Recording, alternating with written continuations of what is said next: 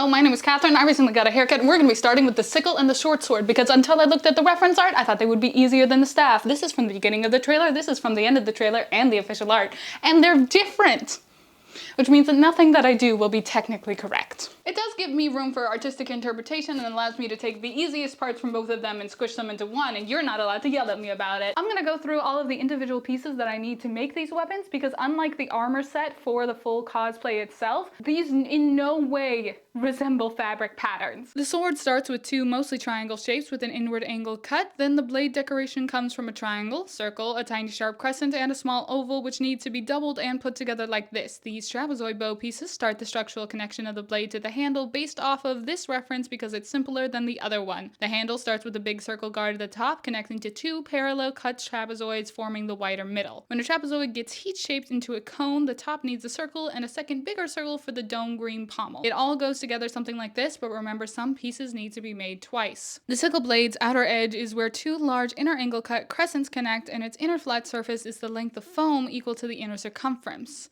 Trace the base of the blade down to the diameter of the handle twice with inward cuts to be attached to a parallel cut rectangle to form a cylindrical handle. I messed up, and this was my second attempt to save foam, so it's messy. Next, the decoration starts with a pommel structure mirroring the blade but smaller and using the other reference. The handle blade joining decoration gets simplified into two pieces instead of six because the thickness of the foam serves as enough of a third dimension for tiny pieces. Glue them all together, probably one piece at a time, and then seal and paint them. Hey, so we're now going to get started on the working of her staff, which I definitely didn't forget about. These are the reference photos we're working with, and as you can see, the top of her staff is very similar to the sickle that I just made, and definitely remembered that I also needed to make a top of the staff for, and definitely on purpose decided to just use them both for the same thing, and not because I ran out of foam.